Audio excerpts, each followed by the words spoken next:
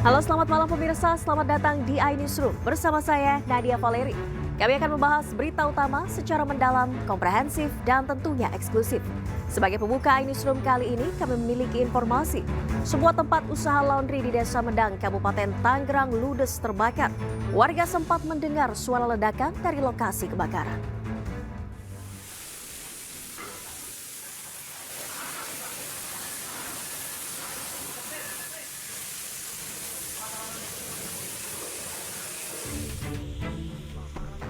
Beginilah kepulan asap membumbung tinggi di sebuah tempat laundry yang berada di kawasan Medang, Pagedangan, Kabupaten Tangerang, Banten. Tidak hanya kobaran api, warga juga mendengar suara ledakan dari area kebakaran. Kuat dugaan suara ledakan berasal dari tabung gas yang ikut terbakar. 2 unit mobil tangki air diterjunkan ke lokasi untuk memadamkan kobaran api. Kuat dugaan kebakaran berasal dari arus pendek listrik dan menyambar tabung gas. Dari pengakuan pegawai laundry, api cepat membesar dan merambat ke bangunan lain, lalu ditambah dengan adanya suara ledakan. Soalnya bangun tidur udah nyala belakang. Udah gede gitu? Iya, kita bangun udah nyala, jadi nggak tahu dari apanya. Ada suara ledakan nggak? Suara ledakan awal sih nggak, paling kaca Pak, karena kena api, kaca pecah, conter-conter gitu. Untuk yang lain sih ledakan belum ada, terus pas keluar ya ledakan baru nyusul. Oh gitu. Berapa kali Mbak? Banyak sih Pak, soalnya kan banyak tabung kecil, tabung gede, banyak sih tadi ledakan. Meski tidak mengakibatkan korban jiwa, kerugian diakibatkan kebakaran mencapai ratusan juta rupiah. Peristiwa ini dalam penanganan pihak kepolisian sektor Pagedangan. Dari Kabupaten Tangerang, Aimarani, iNews melaporkan. Pemirsa, Museum Satria Mandala di Mampang, Jakarta Selatan terbakar. Kebakaran diduga akibat korsleting pada mesin pemanas air yang diduga terhubung ke listrik. Semprot Pak, semprot. Udah kenceng Pak apinya Pak, semprot.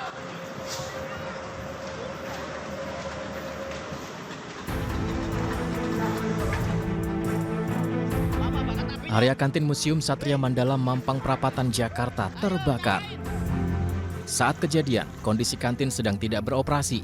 Namun Museum Satria Mandala tetap beroperasi menerima pengunjung. Asap pekat sempat menyulitkan proses pemadaman yang dilakukan petugas pemadam kebakaran. Sebanyak 11 unit mobil pemadam dan 32 personil dikerahkan untuk padamkan api. Kebakaran diduga karena korsleting listrik pada mesin pemanas air. Api berhasil dipadamkan 30 menit kemudian. Dugaan sementara dari analisa kami tadi di TKP, tapi masih dalam pendalaman lebih lanjut lagi. Dugaan kami dari ruang dapur kantin yang indikasinya adalah arus pendek dari pemanas air. Dari pemanas air itu.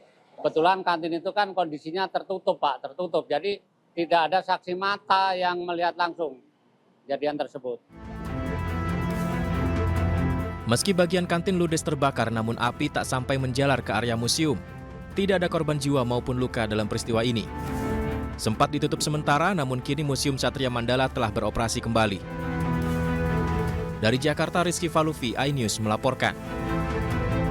Pemirsa, petugas kembali mengevakuasi satu jasad korban kebakaran Glodok Plaza pada Sabtu sore. Jasad korban ditemukan di lokasi yang berbeda dari penemuan sebelumnya, yakni di Kitchen Food.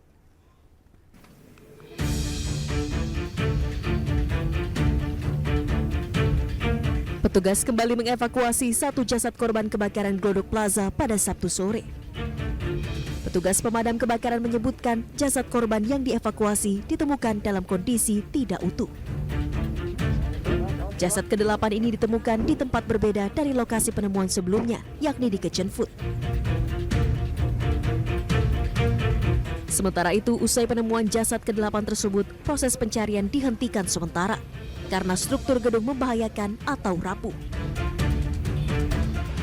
Beda tempat. Jadi ini karena kemarin melakukan penyisiran, kita masuk dari depan sini, tadi kita mencoba masuk dari belakang.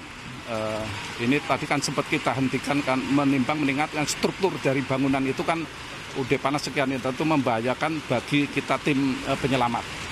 Jadi kita hentikan, ada upaya dari pengelola gedung bangunan untuk membersihkan lah bagian, karena di dalam itu banyak akses yang ketutup ya. Jadi dari material-material besi yang sudah runtuh menyatu di lantai. Pencarian korban akan dilanjutkan setelah pengelola gedung mengecek keamanan di dalam serta membersihkan akses yang tertutup. Dari Jakarta, Tim Liputan iNews melaporkan. Dan pemirsa, petugas gabungan dari Damkar, BPBD, dan kepolisian melanjutkan evakuasi korban kebakaran Glodok Plaza Jakarta. Sementara itu hingga Sabtu sore, sebanyak 8 jenazah sudah dibawa ke Rumah Sakit Polri Kramat Jati.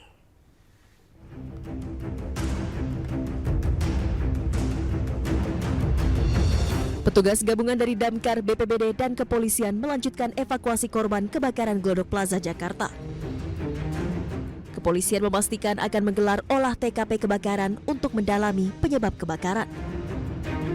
Nantinya pihak kepolisian akan melibatkan pusat laboratorium forensik untuk menyelidiki penyebab kebakaran tersebut. Dalam peristiwa ini, korban hilang dilaporkan mencapai 14 orang. 8 sudah ditemukan, sementara 6 lainnya masih dalam pencarian.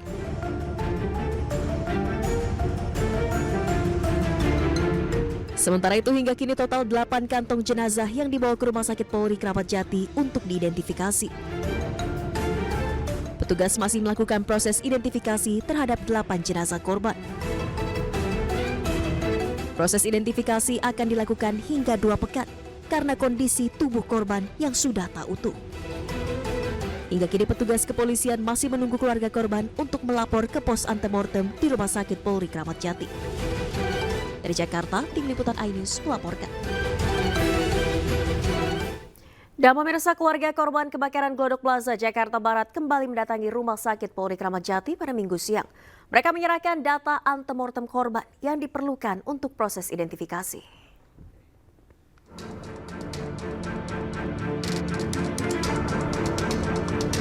Keluarga korban kebakaran Glodok Plaza Jakarta Barat kembali mendatangi Rumah Sakit Polri Kramat Jati Jakarta Timur Minggu siang. Mereka adalah keluarga dari Sinta Amelia dan Dian Cahyadi. Pihak keluarga datang untuk melengkapi data antemortem berupa data diri korban dan melakukan pengambilan sampel DNA melalui air liur. Sementara kan untuk laporan hilang dulu karena kan belum tahu ya benar apa enggak. Yang jelas saya nyerahin foto-foto ya kakak sama sampel DNA. Iya, air liur aja. Karena kemarin kan sudah menyerahkan data-datanya. Kemarin adik saya sudah kayak baju gitu, terus baju yang terakhir dilihat apa, terus sama pakaian aksesoris apa yang dipakai terakhir itu ya. Hingga Minggu sore, pos antemortem Rumah Sakit Polri telah menerima laporan dari 14 keluarga korban. Rumah Sakit Polri juga telah menerima 8 kantong jenazah korban untuk diidentifikasi lebih lanjut. Proses identifikasi dilakukan dengan membandingkan data postmortem atau data jenazah dengan data antemortem, yakni data saat korban masih hidup. Data tersebut berupa sidik jari, gigi, DNA, golongan darah, rekam medis, dan ciri fisik yang ada pada korban. Dari Jakarta, Galuh Pandu, Zulkarnain, iNews melaporkan.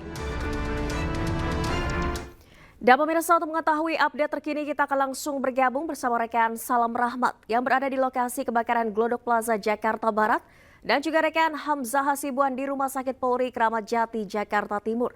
Kita ke TKP terlebih dahulu. Selamat malam. Salam, hingga malam ini apakah proses evakuasi masih berlangsung? Ya, Valeri dan juga pemirsa, untuk proses evakuasi pencarian korban kebakaran Glodok Plaza hari ini sudah selesai dilakukan, di mana tadi proses pencarian yang dimulai pada pukul 1 siang hingga pukul 4 sore. Dan namun upaya pencarian korban hari ini juga belum membuahkan hasil. Hal ini dikarenakan proses pencarian korban terhambat karena banyaknya reruntuhan puing di dalam gedung sehingga membahayakan bagi keselamatan petugas yang melakukan penyisiran selama beberapa hari belakangan ini. Dan memang kalau kita perhatikan secara seksama, Valeri dan juga pemirsa, di bagian area luar gedung ini juga terdapat adanya reruntuhan puing-puing bangunan yang sudah mulai ambruk begitu di bagian tempat kami melaporkan saat ini, maupun juga kaca-kaca yang berukuran tebal begitu. Dan tadi dari kami pantau juga memang ada sejumlah busa begitu, di mana ini merupakan busa peredam suara dinding yang memang kalau kita bisa gambarkan kejadian tersebut, ini artinya bisa dimungkinkan bahwa para korban ini tidak mendengar ataupun juga tidak mengetahui adanya kebakaran yang terjadi di area gedung di di Glodok Plaza ini. Yang dapat kami informasikan selanjutnya kepada Anda, Valeri dan juga pemirsa, bahwa pada pagi hari tadi memang sempat dilaksanakan pembersihan maupun juga pengecekan struktur bangunan yang dilakukan oleh pihak pengelola gedung Glodok Plaza begitu, yang dilakukan pada pagi hari tadi. Untuk selanjutnya pada siang hari tadi memang dilaksanakan pula kembali untuk proses pencarian korban, namun juga untuk hingga saat ini pencarian korban ini belum membuahkan hasil. Valeri. Baik, selanjutnya kita menuju ke Rumah Sakit Polri Kramat Jati, Jakarta Timur. Selamat malam, Hamzah. Bagaimana dengan proses identifikasi korban di sana? Sudah adakah yang berhasil teridentifikasi hari ini? Ya, selamat malam Valeri dan juga pemirsa. Saat ini pihak dari DVI RS Polri Kramat Jati ini masih terus melakukan identifikasi mendalam terkait dengan korban yang ditemukan di TKP kebakaran Glodok Plaza, Jakarta Barat. Sudah ada dua pihak keluarga sejak pagi tadi yang sudah melapor ke RS Polri Kramat Jati ini untuk memberikan identitas para korban yang diduga menjadi korban di kebakaran Glodok Plaza, Jakarta Barat, dan juga menyerahkan sampel DNA yang nantinya akan digunakan oleh pihak kepolisian untuk dicocokkan dengan jenazah yang ditemukan di TKP kebakaran. Selain itu, pihak RS Polri Kramat Jati ini juga sebelumnya sudah menerima 8 kantung jenazah, di mana 8 kantung jenazah ini disebut bisa saja berisi, satunya berisi 2 individu. Jadi pihak RS Polri Kramat Jati ini juga masih belum bisa memastikan berapa jumlah jenazah ataupun berapa jumlah individu yang ditemukan di TKP kebakaran. Nantinya pihak kepolisian ini akan memeriksa jenazah yang ditemukan di TKP kebakaran dengan postmortem dan juga antemortem, di mana postmortem ini nantinya akan dilakukan dengan memeriksa ciri-ciri dari jenazah yang ditemukan seperti sidik jari, ciri gigi geligi, dan juga tes DNA.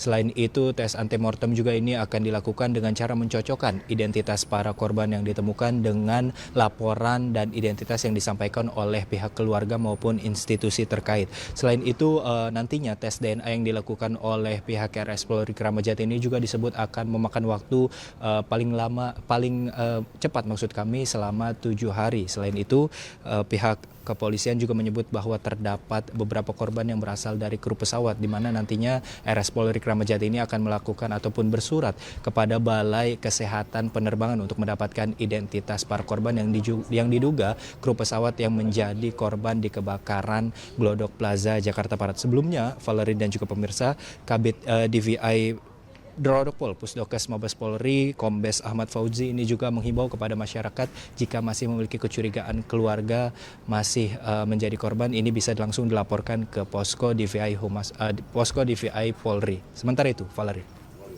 Baik, terima kasih Hamzah Hasibuan melaporkan langsung dari Rumah Sakit Polri Kramat Jati, dan sebelumnya ada rekan Salam Rahmat yang melaporkan langsung dari Glodok Plaza, Jakarta.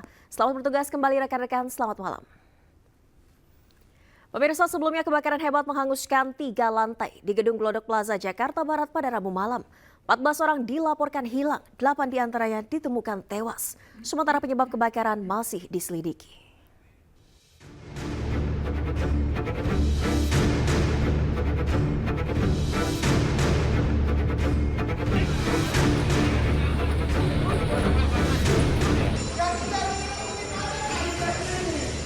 Di dalam disko udah besar.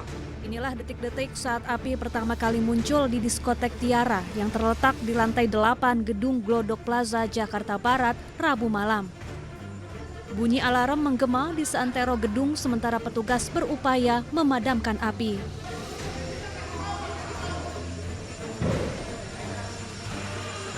Karyawan dan pengunjung diskotek pun panik. Sebagian berhasil menyelamatkan diri, namun beberapa orang terjebak dalam kebakaran. Api pun padam setelah 12 jam pemadaman. Namun hingga kini proses pencarian korban masih terus dilakukan. Dilaporkan sedikitnya 14 orang hilang. Hingga Sabtu sore, petugas telah menemukan 8 jenazah korban. Sementara itu, Pemprov DKI Jakarta memastikan akan memberikan bantuan kepada para korban dan mendampingi proses klaim asuransi. Pertama, pastinya kami akan mengoptimalkan. Dinas Sosial sudah saya terkait masalah misalnya asuransi dan sebagainya. Kemudian juga untuk yang korban lainnya kalau ada JKN itu juga bisa dipergunakan. Nantinya untuk pendataan lanjut kami minta Dinas Sosial untuk melakukan pendampingan terkait klaim asuransi. Dan nanti dari Pemprov tentu saja akan menyesuaikan dengan yang seharusnya dilakukan oleh pemerintah provinsi. Pastinya kita akan review ya terkait kebakaran ini, kita evaluasi dari berbagai variabel, dari berbagai aspek gitu ya. Itu menjadi hal yang harus kita lakukan juga. Nanti kami akan rapatkan juga, tentu saja juga bersama stakeholder yang terkait. Adapun hingga kini, polisi masih terus menyelidiki penyebab pasti kebakaran dengan menggelar olah TKP dan memeriksa sejumlah saksi. Dari Jakarta, tim liputan iNews melaporkan.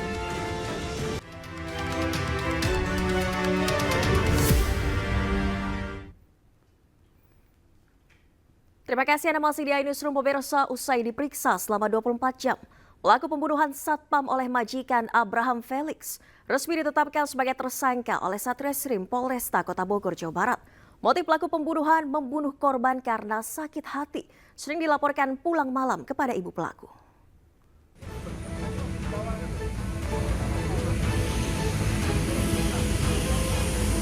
Septian 36 tahun ditemukan tewas di tempatnya bekerja di Jalan Lawang Gintung, Kecamatan Bogor Selatan, Kota Bogor. Korban tewas usai terlibat cekcok dan dianiaya anak majikannya sendiri di rumah mewah yang merupakan tempat jual beli mobil bekas. Aparat Polresta Bogor Kota yang datang ke lokasi langsung menggelar olah TKP. Dari hasil penyelidikan, korban tewas akibat luka senjata tajam di bagian dada dan perut.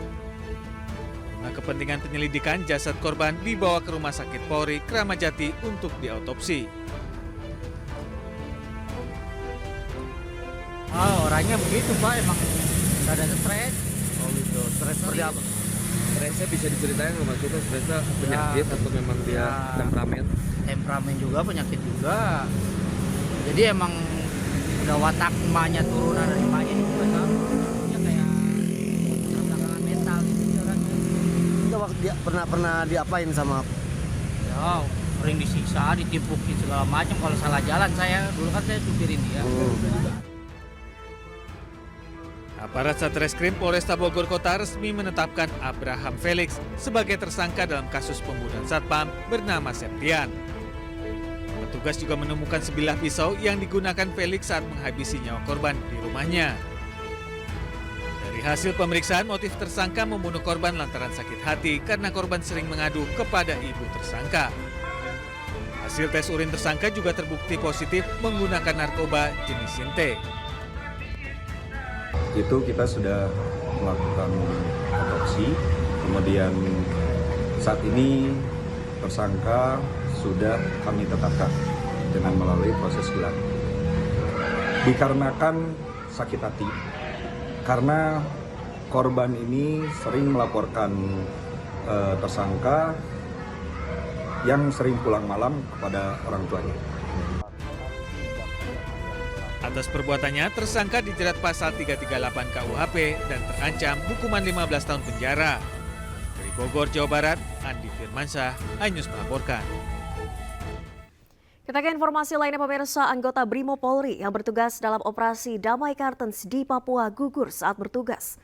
Jasad korban yang tiba di rumah duka disambut isak tangis keluarga.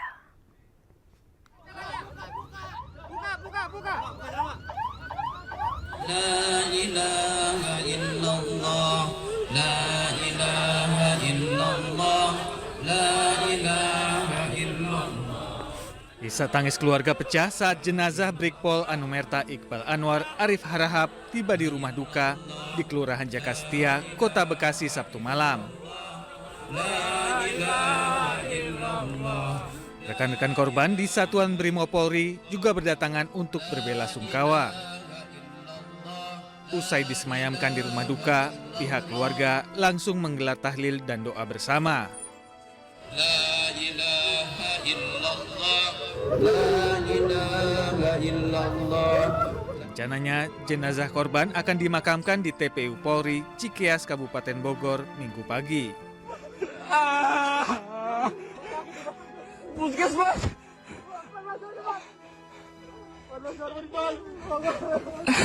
Tahu di sana. Dan ke sini semua. Tahan di potong.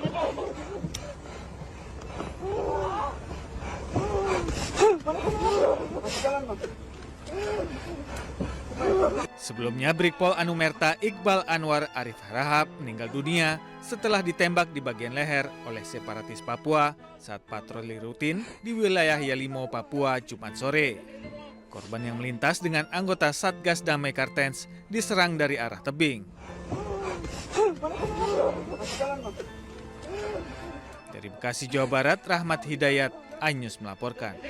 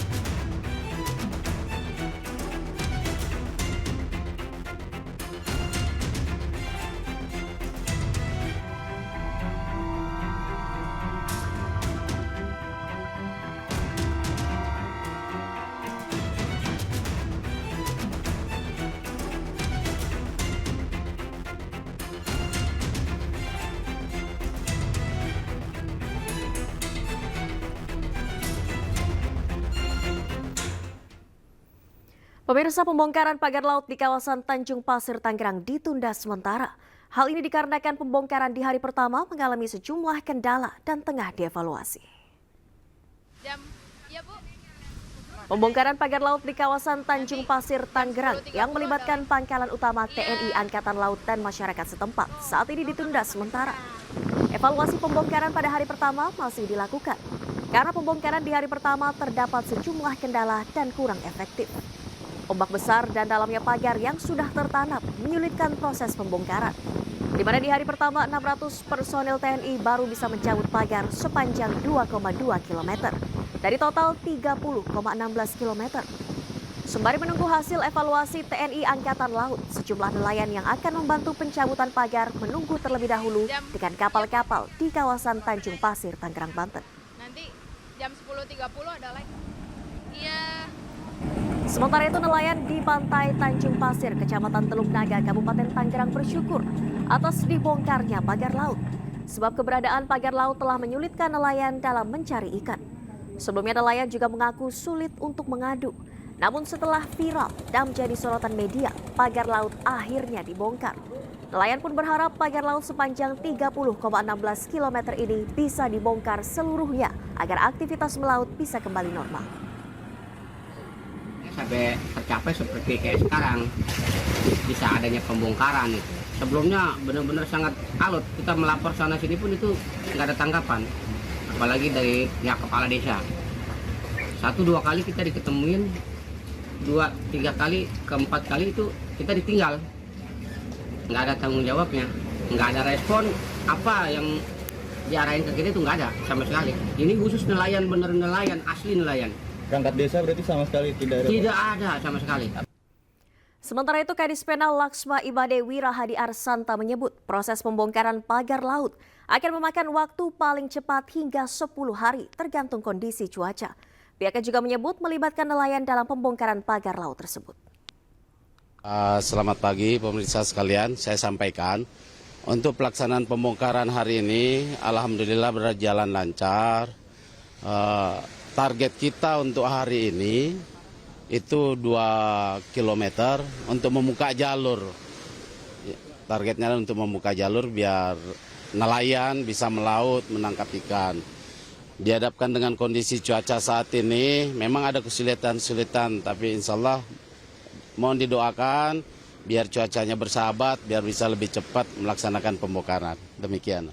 Mungkin rencana ini estimasi akan selesai rampung dalam waktu berapa hari, dan mungkin untuk mekanismenya pembongkarannya nanti menggunakan sistem seperti apa Pak ini nantinya Pak? Baik, kita pagi ini ada 2 takbut kita, cuma karena kondisinya surut, draftnya lautnya terlalu dangkal, hanya 1,2 sampai 1,4 meter, 1,2 sampai 1,5 meter.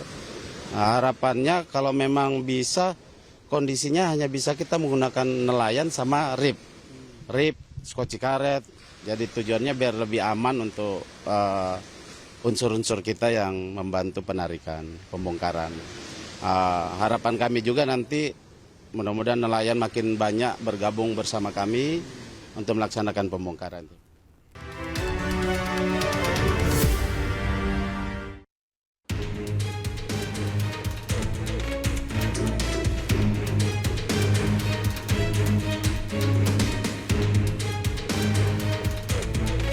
Inilah detik-detik kecelakaan beruntun yang terjadi di jalur Poros Pantura Lamongan Babat, Kecamatan Sukodadi, Kabupaten Lamongan, Sabtu sore. Kejadian bermula saat truk yang dikemudikan oleh Bagus, 23 tahun warga desa Getas Pejaten, Kecamatan Jati, Kabupaten Kudus, melaju dari arah Lamongan menuju Babat. Saat tiba di lokasi kejadian, truk tersebut berpindah lajur ke kanan. Namun pengemudi kehilangan kendali sehingga menabrak sepeda motor yang dikendarai oleh Bambang Irawan, 45 tahun warga desa Geger, Kecamatan Turi, Kabupaten Lamongan. Tak berhenti di situ, truk juga menghantam sepeda motor yang dikendarai oleh Beni Arif Setiawan, 28 tahun warga desa Sumur Genduk, Kecamatan Babat, Kabupaten Lamongan, dengan penumpang Rachel Friday Farmida, 32 tahun warga desa Pucuk, Kecamatan Pucuk, Kabupaten Lamongan. Truk yang melaju tak terkendali kemudian menabrak truk box yang dikemudikan oleh M. Andi Wibowo, 29 tahun, warga desa Kampangan Temulus, Kecamatan Mejobo, Kabupaten Kudus. Udah antri lampu merah itu udah pakai handrem, udah berhenti pakai lampu bahaya, nggak tahu dari belakang itu langsung bres, saya tidak tahu. Sampai saya lompat Pak. Ya, ya, kalau motornya kan saya tidak tahu, tiba-tiba lihat spion udah kegencet. Tuh, sama truknya itu udah bengar, udah suara keras gitu. Ya, terus saya matiin mesinnya. Insiden ini menyebabkan sejumlah korban mengalami luka. Belum ada laporan resmi mengenai jumlah pasti korban maupun tingkat keparahan luka yang diderita. Kecelakaan ini juga mengakibatkan jalur Poros Pantura dari arah Lamongan menuju Babat sempat terganggu oleh proses evakuasi korban dan kendaraan. Dari Lamongan, Abdul Wahid, iNews melaporkan. Usai viral pemirsa kasus pencurian 5 batang kayu di Gunung Kidul, Yogyakarta dengan ancaman hukuman 5 tahun penjara berakhir damai. Pelaku mengaku terpaksa mencuri kayu karena terdesak ekonomi untuk memenuhi kebutuhan hidup sehari-hari.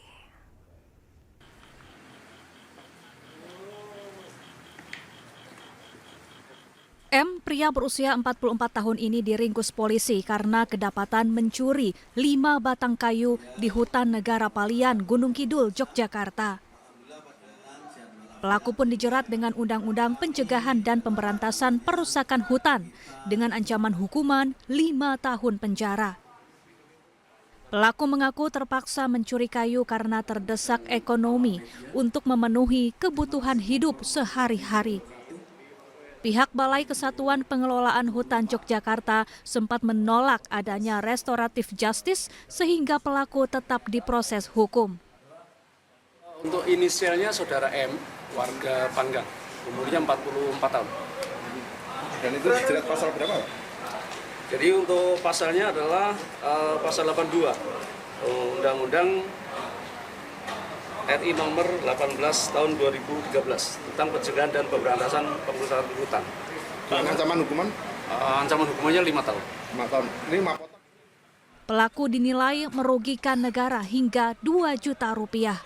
Namun usai kasus ini viral, akhirnya penahanan pelaku ditangguhkan. Sebelumnya kasus ini sempat menjadi sorotan warganet di media sosial dan membandingkannya dengan hukuman koruptor yang dinilai lebih ringan. Dari Gunung Kidul, Yogyakarta, Kismaya Wibowo, iNews melaporkan. Sementara itu pemirsa, seorang pemuda di Kabupaten Goa, Sulawesi Selatan dihakimi massa karena kepergok mencuri ayam. Pelaku kemudian dibawa ke kantor polisi untuk diperiksa.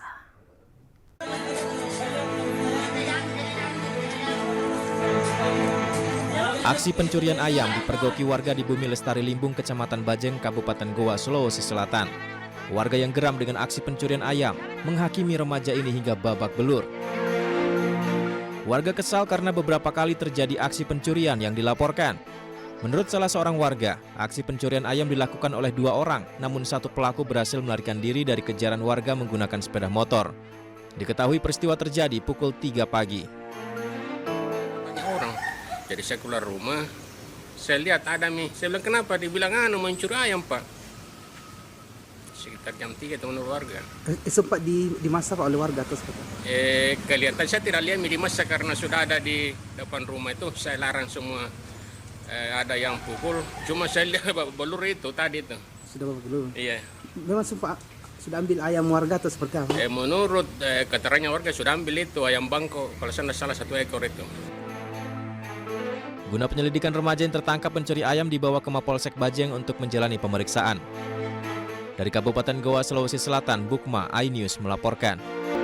Pemirsa, Direktorat Jenderal Imigrasi Kementerian Imigrasi dan Pemasyarakatan angkat bicara terkait video viral seorang warga negara Cina yang diduga melakukan suap dengan cara menyelipkan uang di dalam paspornya guna mendapatkan jalur hijau di Bandara Soekarno-Hatta.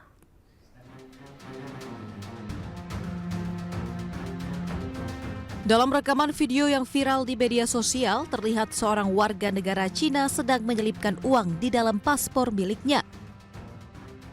Dalam narasi yang dibuat dalam peristiwa tersebut, uang sebesar Rp500.000 ini diduga akan diberikan ke petugas Bandara Soekarno-Hatta guna mendapatkan jalur hijau atau tanpa pemeriksaan. Kita sedang cek kebenarannya, apa itu hoax apa enggak, ya. Karena dari konten tersebut tidak terlihat itu. Ya. Tapi pihak petugas terkait sudah dihubungi ya Pak ya?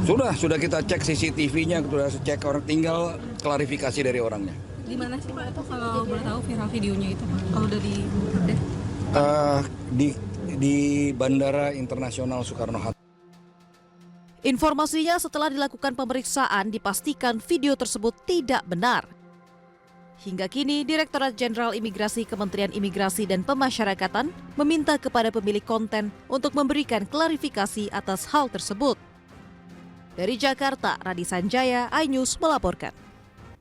Pemirsa, viral di media sosial sebuah video yang menampilkan salah seorang siswa sekolah dasar negeri nomor 078481 Uluna Ai Hiligoo Hilimbarozu di Kecamatan Idanogawa, Kabupaten Nias menyebut tidak ada guru yang mengajar sudah 1 bulan. Bapak Ibu, ini sekolah SDN 078481 Uluna Hiligoo.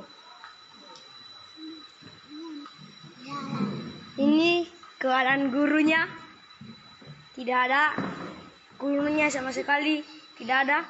Viral di media sosial, salah seorang siswa SD merekam kondisi sekolahnya dan menunjukkan kondisi kelas yang hanya diisi oleh sejumlah murid tanpa guru.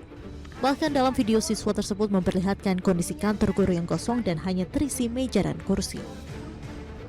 Selain memperlihatkan kondisi ruang kelas dan ruang guru, siswa tersebut juga menyebut bahwa kondisi ketiadaan guru sudah hampir berlangsung 1 bulan lamanya dan tidak ada aktivitas belajar mengajar. Usai memperlihatkan kondisi sekolah, siswa tersebut merekam salah seorang temannya dan melontarkan beberapa pertanyaan. Temannya pun membenarkan bahwa kondisi sekolah tidak ada satupun guru yang hadir. Sementara itu, Kepala Sekolah SDN 078481 Ulunai Hiligoo Warnami Lafau membantah bila guru tidak hadir selama 1 bulan lamanya. Pada hari yang sama, pada tanggal 14 Januari lalu, ada salah seorang guru yang datang ke sekolah di hari yang sama. Meski demikian, video tersebut sudah diunggah di media sosial dan telanjur viral. Tentang video viral itu, pada tanggal 14 Januari tahun 2025, yang sebenarnya kami juga sebagai kepala sekolah ada urusan dadakan di Dinas Pendidikan, dan pada saat itu juga guru-guru yang dari bawah untuk ke sekolah tersebut udah sampai di tengah jalan, tetapi oleh karena hujannya turun dan banjir, ya nggak bisa mereka lewati. Nah, sehingga proses KBM pada saat itu tidak berjalan dengan lancar. Kepala Sekolah SDN 078481 Uluna Aihiligo, Warnami Lafau menjelaskan bahwa lokasi sekolahnya yang berlokasi di Dusun 3 Desa Laowo Hilim Baruzok, Kecamatan Idanogawu, merupakan daerah terisolir tanpa infrastruktur jalan dan jembatan. Para guru tiap hari harus menelusuri hutan dan sungai selama 3 jam lamanya, sementara pada saat kondisi hujan kerap terjadi banjir, sehingga para guru tidak bisa melaksanakan tugasnya sebagai pengajar. Selain menelusuri hutan, para guru harus melewati muara sungai dan melewati tebing yang cukup curam.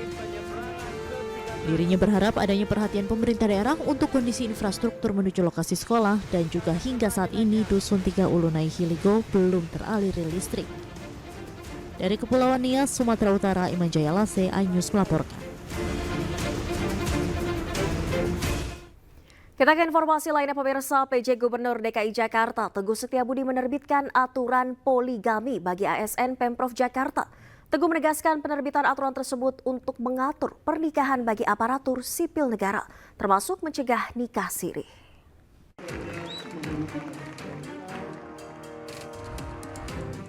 Penjabat Gubernur DKI Jakarta Teguh Setiabudi menegaskan aturan terkait poligami yang diterbitkan Pemprov DKI Jakarta bertujuan melindungi keluarga aparatur sipil negara. Menurut Teguh, aturan izin ASN yang hendak poligami bukan aturan baru. Pergub ini merupakan turunan dari peraturan perundang-undangan yang sudah ada. Adapun terkait aturan izin poligami, ASN ini menjelaskan secara rinci tata cara perkawinan poligami. Aturan ini dapat mencegah terjadinya nikah siri tanpa persetujuan baik dari istri yang sah maupun pejabat yang berwenang. Yang perlu juga saya sampaikan adalah bahwasanya apa yang tercantum, isi-isi dari Pergub 2025 itu bukanlah hal yang baru, karena kami juga mengacu kepada peraturan pemerintah yang sudah terbit terdahulu. Semangatnya adalah untuk melindungi keluarga ASN. Dengan cara apa? Dengan cara memperketat aturan terkait perkawinan maupun perceraian. Bukan malah sebaliknya, seakan-akan kami dari pemerintah provinsi mengizinkan untuk poligami. Tolong itu, apalagi kemudian dengan suatu kriteria saja, misalnya berpenghasilan cukup. Tidak seperti itu, jauh dari hal itu. Teguh juga menegaskan apabila didapati ASN melakukan poligami dengan mengabaikan aturan yang ditetapkan, maka dikenakan sanksi. Dari Jakarta, Hadisti Arifa, Novandwi, iNews melaporkan. Ya, sebelumnya pemirsa, warga Gaza telah menyambut bahagia kesepakatan gencatan senjata antara Hamas dengan Israel. Lalu seperti apakah situasi di Gaza saat ini? Kita telah terhubung dengan Marisa Noriti, relawan Mercy Indonesia. Selamat malam waktu Indonesia, Mbak Marisa, apa kabar? Ya, selamat malam Mbak. Ya, alhamdulillah kabar baik. Baik, Mbak Marisa, ini ada penundaan gencatan senjata dari Israel. Seperti apa saat ini situasi di sana? Ya, baik, seperti yang kita ketahui untuk official gencatan senjata tahap pertama seharusnya dimulai per hari ini tanggal 19 Januari di hari Minggu pukul 8.30 pagi waktu Gaza. Akan tetapi karena ada beberapa kendala teknis yang dari pihak Hamas, ya pihak Israel menyampaikan bahwa Hamas belum memberikan list nama hostage yang akan dirilis di hari ini. Dan dari pihak Hamas sendiri pagi tadi mengkonfirmasi mereka mengalami kendala teknis di lapangan karena semenjak kemarin drone Israel tidak pernah berhenti di langit Gaza, sehingga mempersulit koordinasi di antara tim pejuang Hamas lainnya untuk memastikan hostage yang akan dibebaskan. Akan tetapi per hari ini kurang lebih jam 10 waktu Gaza, Al-Qassam Hamas telah merilis nama hostage yang akan dibebaskan hari ini, dan pihak Israel juga sudah mengkonfirmasi mereka menerima daftar nama tersebut, dan ceasefire telah terjadi secara official di hari ini sekitar jam Saya kurang tahu tepatnya, mungkin di sekitar jam 10 ke jam 11 hari ini.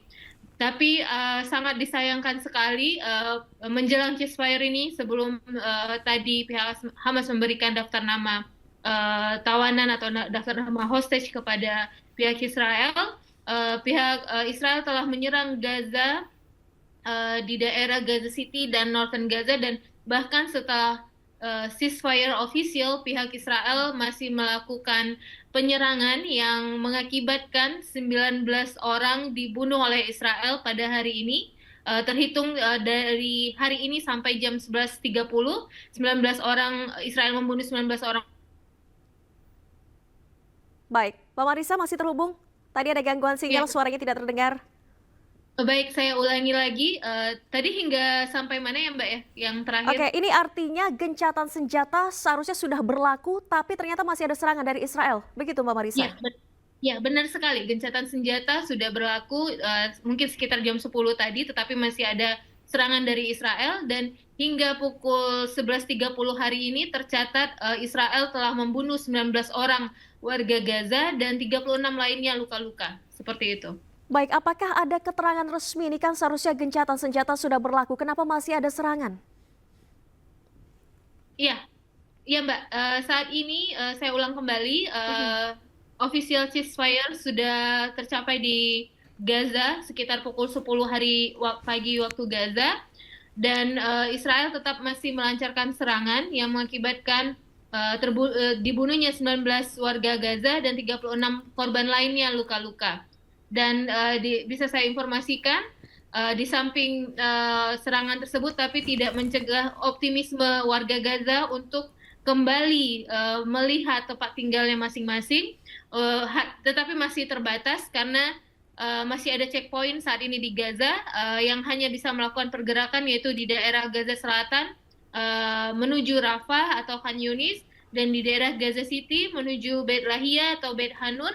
Akan tetapi pergerakan dari Gaza Selatan ke Gaza Utara dan Gaza Utara ke Gaza Selatan tidak bisa dilakukan saat ini karena militer Israel masih ada di Netzarim Corridor, yaitu checkpoint, sehingga untuk melintas harus melewati checkpoint tersebut. Baik, semoga dengan adanya kesepakatan gencatan senjata yang sudah berlaku resmi hari ini, segera dihentikan serangan dari Israel dan juga warga Gaza bisa segera kembali ke kehidupan normal. Terima kasih banyak Marisa Noriti, relawan Mercy Indonesia telah bergabung di iNewsroom. Sehat selalu, selamat malam waktu Indonesia, Mbak Marisa.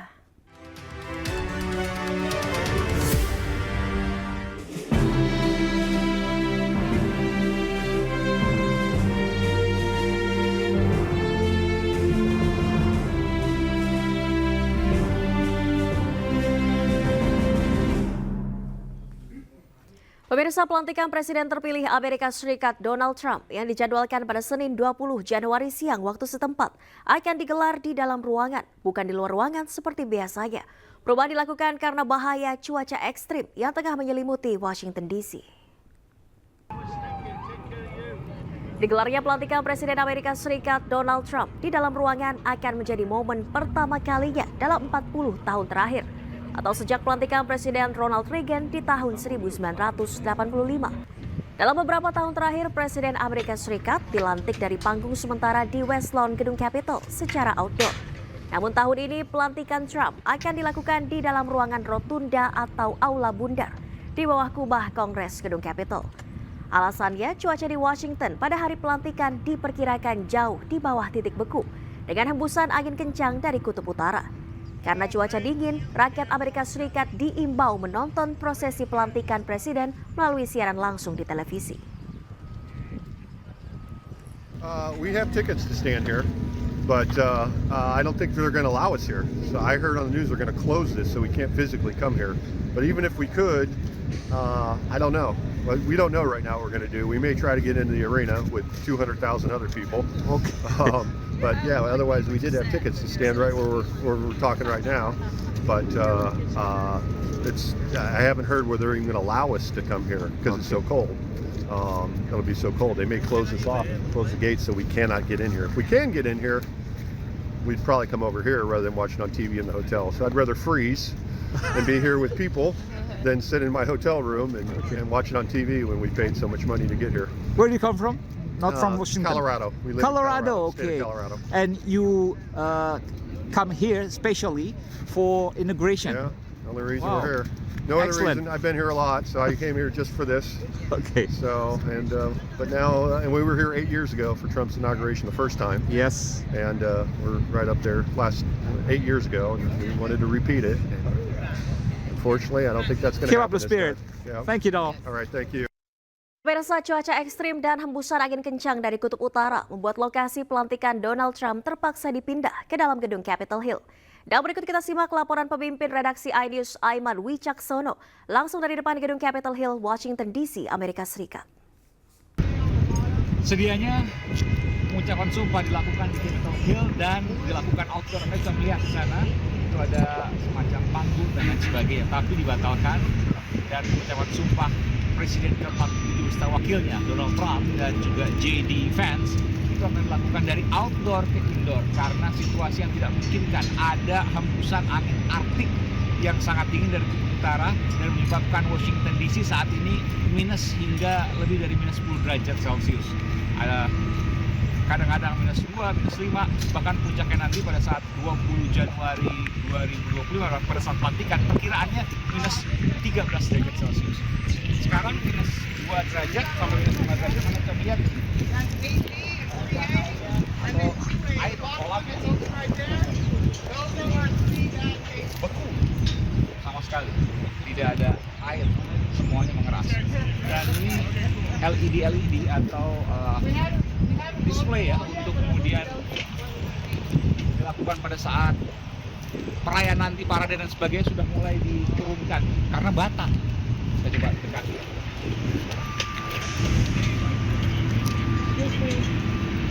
Idea again reboxing because the inauguration indoor, not outdoor. Is it right? I don't know. They just tell us what our boss tells us what to do. Cancel. I don't know. They just tell us to do whatever my boss tells me to do is what we do. Okay. Yeah. Okay, thank you. Ini saya lihat diturunkan ya. Diturunkan jadi tidak jadi perform.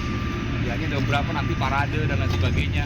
Ada perayaan di sini tapi batal karena semuanya dilakukan indoor dan dilakukan karena ada hembusan angin Arktik yang membuat Washington di sini cukup dingin. Dan ini pernah terjadi juga 40 tahun lalu pada saat pelantikan Presiden Amerika Serikat Ronald Reagan pada tahun 1985. Dan Anda bisa melihat ini juga ada long fence atau pagar panjang jumlahnya 48 km.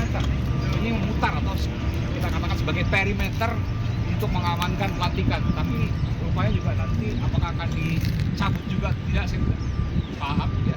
Yang jelas pelantikan kali ini dari outdoor akan dipindahkan ke indoor karena alasan dari cuaca yang tidak memungkinkan. Untuk keamanan sendiri tetap berjaga 25.000 petugas National Guard atau penjaga keamanan nasional yang akan mengamankan. Dan para pendukung Trump tetap ada yang datang nanti, kita lihat seberapa banyak, dan tentu ada juga yang membatalkan karena mendengar bahwa pelantikan akan dilakukan secara indoor. Dari Washington DC, Amerika Serikat, Aiman Wicaksono melaporkan.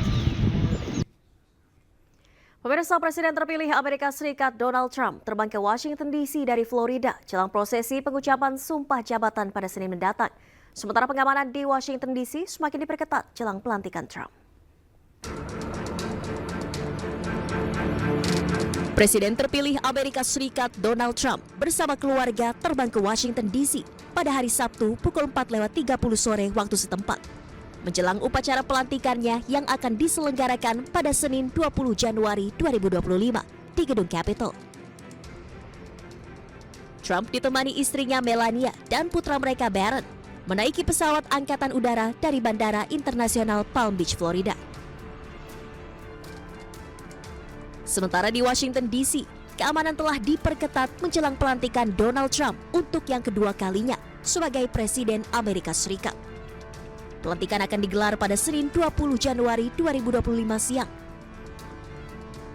Sebanyak 25.000 personil keamanan dikerahkan untuk mengamankan jalannya prosesi pelantikan yang akan dihadiri kurang lebih 250.000 tamu undangan. Meski di tengah cuaca dingin yang menusuk, kepolisian DC dan tentara Amerika Serikat terus bersiaga menyambut lebih dari 200.000 pengunjung, termasuk pengunjuk rasa, saat hari pengambilan sumpah jabatan Donald Trump. Jangan lupa cuplikan tayangan berita iNews dapat Anda saksikan di kanal YouTube @official iNews. Sesaat lagi rekan Syafati Suryo akan menemani Anda dalam program iNews Malam. Saya Nadia Valeri beserta kerabat kerja yang bertugas pamit undur diri. Terima kasih, selamat malam dan sampai jumpa.